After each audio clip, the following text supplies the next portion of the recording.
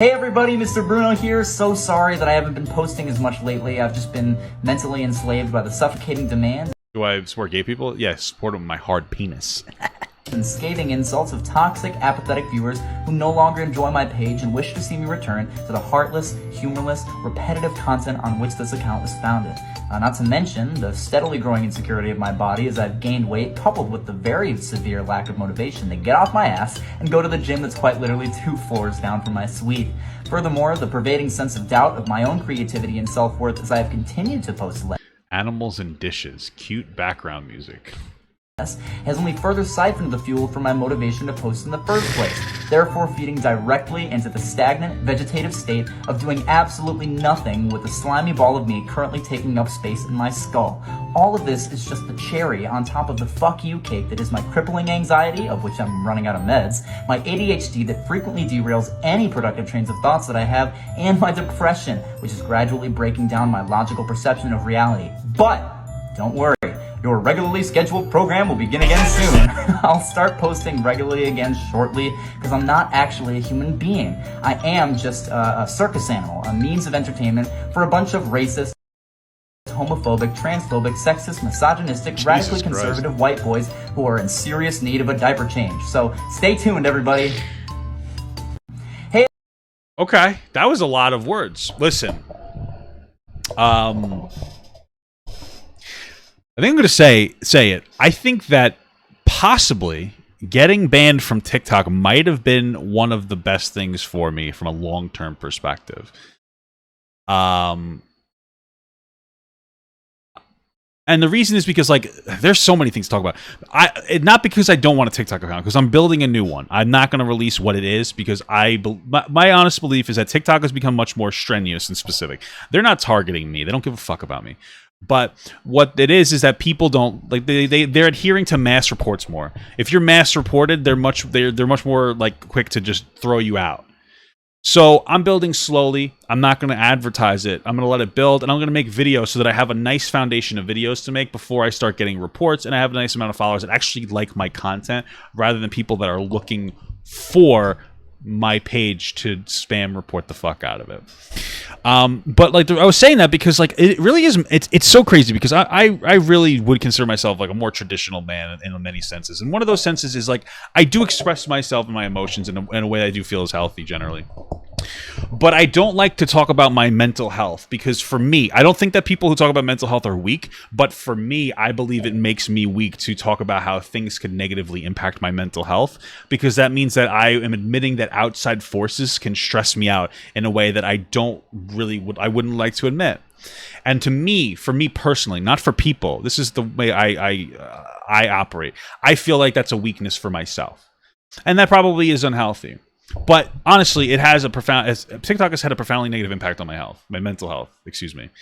And I think that Mr. Bruno, after he just rattled off a lot of like the issues that he has, like, you know, mental issues that he has, I guarantee you, and this is a conversation we're not having enough about, that those mental issues are exacerbated by TikTok. We know as a society that everybody's mental health issues are a mixture between biological and environmental factors, and it's all independent of each other. You know, every person is different, is what I'm trying to say. But we don't understand that TikTok or online social media is an environment that we exist in that has an impact on us. We kind of just consider it this abstract thing that we can very easily disconnect from. But more and more every day, we have to connect more to it because it's becoming very normalized. And so people, like I would say anybody, your mental health issues are exacerbated by TikTok and by social media. And it gets very toxic because TikTok is one of those apps that people don't understand that one of the greatest things about TikTok is that it encourages a mixture of different spheres, internet spheres. You'll see different types of people on the social app, which is really good. But since you're doing that, it also creates a lot more controversy between each group because you're seeing each other's echo chamber constantly. And so for the same reason that that makes it such a great app, it is also such a bad app. It's so toxic. And it's very interesting. Now, to people saying, Papa God, why are you still on TikTok then? Well, it's because honestly, TikTok is a really good marketing and branding tool for me.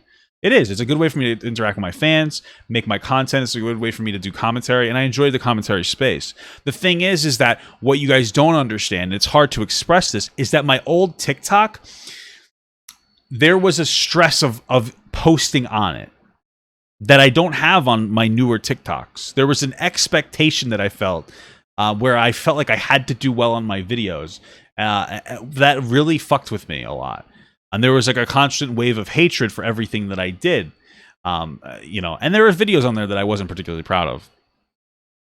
So like, it's good that it was like almost like a clean slate. I can get erased and then I can start over again and build the type of content that I want slowly so that it has like long-term positive success. But either way, yeah, man, I respect what Mr. Bruno's saying. Obviously, he's expressing some frustrations to a lot of people as well, which makes perfect sense. I totally agree and understand where he's coming from.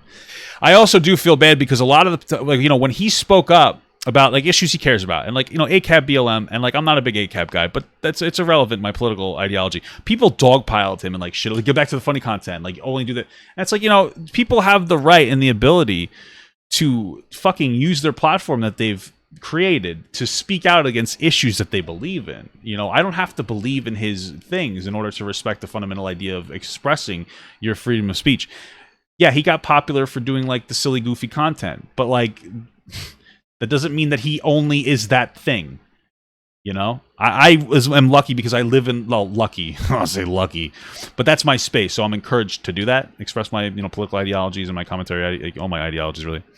But like, it's really fucked up that people they really dehumanize you. You're like, oh, you make content where you walk around with your camera, right? You did that, and you did like the goofy stuff. It was pretty funny, pretty interesting. It was very interesting. It was like stimulating to me almost. It wasn't even that it was funny necessarily. It was just interesting. I don't know. Oh, only do that. You're that. That's all you are. You're just you're an economic unit to me. You are literally that source. And he's changed his content, and there's nothing wrong with that. So I respect this. This is very interesting, that topic. It's nice to see from some content. Well, it's nice to see Mr. Bruno again.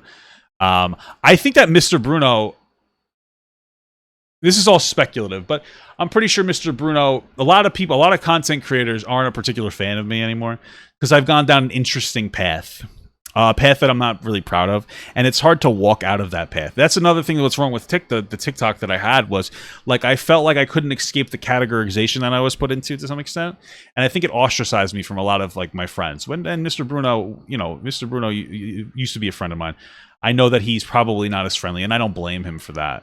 I think there was another one. I forgot the guy's name. Obviously, I have no mutuals anymore, but... I forgot the fat guy that used to act kind of like Robin Williams. He was a friend of mine. It's very unfortunate. You get categorized, and then, like, you know, you're the lens of your, you know, content is kind of pushed through like a weird way. So I don't know. Overall, I'm kind of happy that I was banned. That I can rebuild. I guess as long as I can rebuild. Hey everyone, if you liked that video, don't forget to like, comment, and subscribe. And don't forget to follow my Twitch, Instagram, Twitter, Discord, and TikTok. All links are in the description. Also, check out my Patreon if you'd like to support me even more than you already do. Thank you so much, everyone. I love you all.